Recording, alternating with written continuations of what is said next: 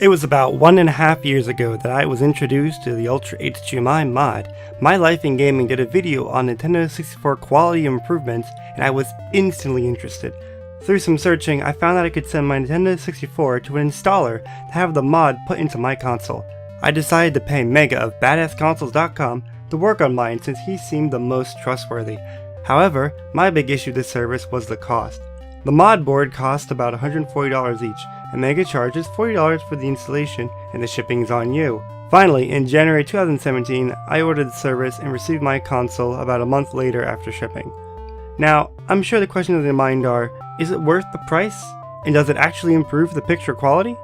Created by Marshall, a retroactive .b, the Ultra HDMI mod is a simple way to play your favorite childhood Nintendo 64 games on your HD TV. If you plug in your Nintendo 64 standard composite cables, the picture often looks muddy and gross.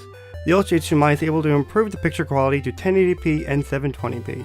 The software is also able to add scan lines, but I can't easily show that over a recording.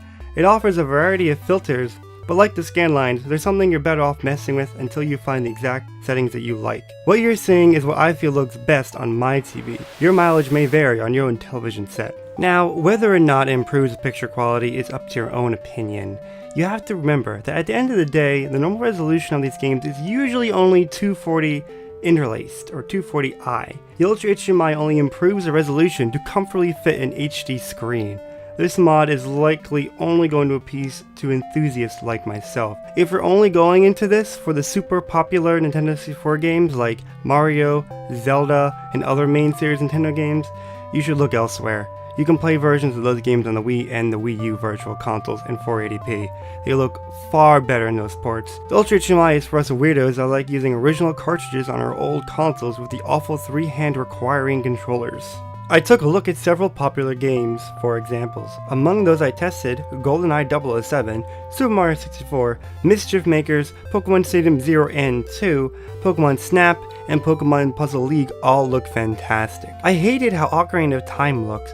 It's super blurry and distorted, but whatever, the 3DS version is superior in most ways.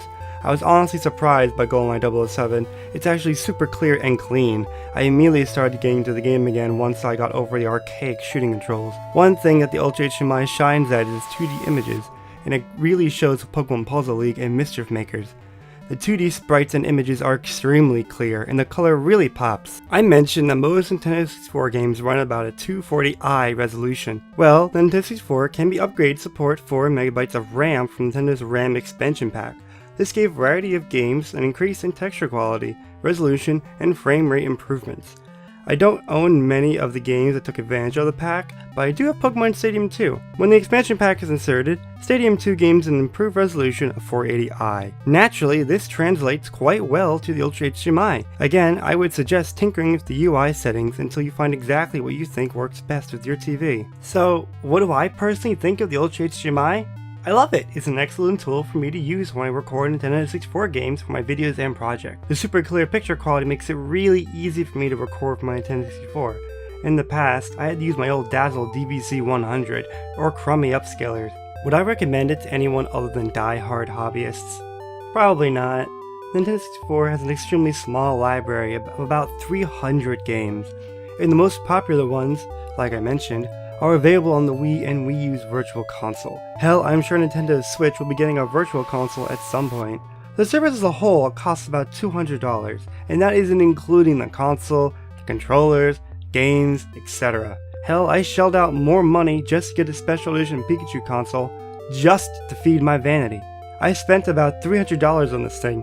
The average Joe would get more pleasure out of the Wii U ports or an emulator. If a casual 64 fan wanted to experience some childhood nostalgia, they probably would get just as much fun out of a terrible looking 240i picture on their HD TV. You know, assuming their TV still has composite input ports. Thanks so much to Marshall of Retroactive.b and Mega of Badass Consoles for creating and installing my Ultra HDMI. I'm extremely happy with their work and how well they handled my dirty Pikachu 64.